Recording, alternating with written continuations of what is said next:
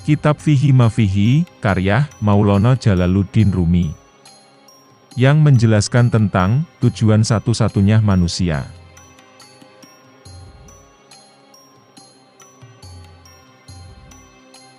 Alkisah, seseorang berkata, seorang lelaki ingin menemuimu. Dia terus saja berkata, aku berharap bisa melihat sang guru. Maulana Rumi menjawab, dia tidak akan melihat guru saat ini, karena dia dalam kebenaran hasrat yang memenuhinya, yaitu untuk melihat guru. Ada selubung yang menyembunyikan guru dari pandangannya. Demikian juga, guru tidak akan melihatnya selama selubung itu masih ada.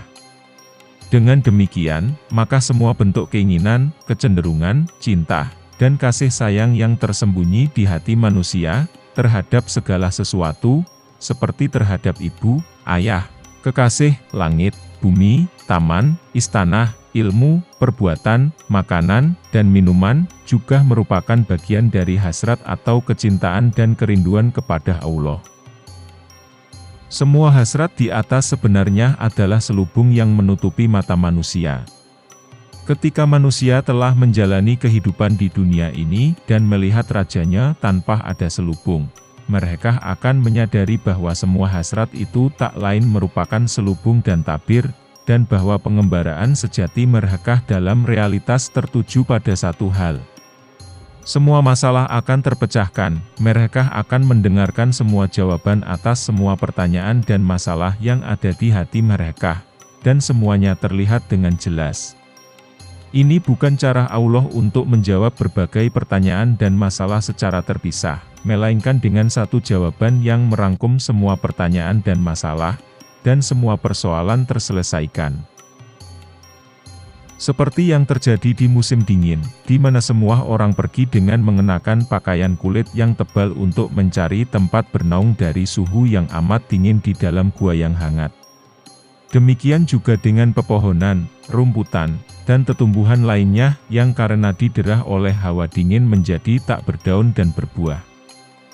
Sementara tetumbuhan itu menyimpan harta bendanya dalam dirinya dan menyembunyikannya agar dingin yang menyengat itu tak mampu meraihnya. Ketika musim semi, Allah menjawab semua permohonan mereka itu dengan satu wahyu, lalu semua masalah yang beragam seperti menghidupkan, menumbuhkan, dan menggugurkan itu terselesaikan dan sebab-sebab yang beragam pun menjadi hilang seketika. Semuanya akan mengangkat kepalanya, dan menyadari penyebab malapetaka itu. Allah menciptakan selubung-selubung ini demi kebaikan.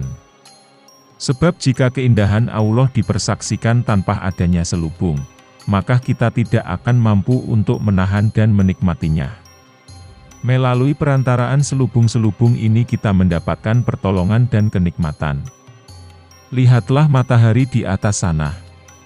Melalui cahayanya kamu bisa membedakan kebaikan dengan keburukan, dan menemukan kehangatan sinarnya. Pepohonan dan kebun buah-buahan yang mendapatkan kehangatan sinarnya telah menjadikan buah-buahan yang tadinya mentah, ciut, dan pahit menjadi matang, besar, dan manis. Dengan cahaya terangnya, logam-logam emas dan perak, batu akik dan batu safir dihasilkan. Tetapi jika matahari yang memberikan banyak manfaat ini ditakdirkan untuk mendekat ke bumi, maka ia tidak akan memberikan keuntungan bagi siapapun. Sebaliknya, seluruh dunia dan setiap makhluk justru akan hangus terbakar dan hancur.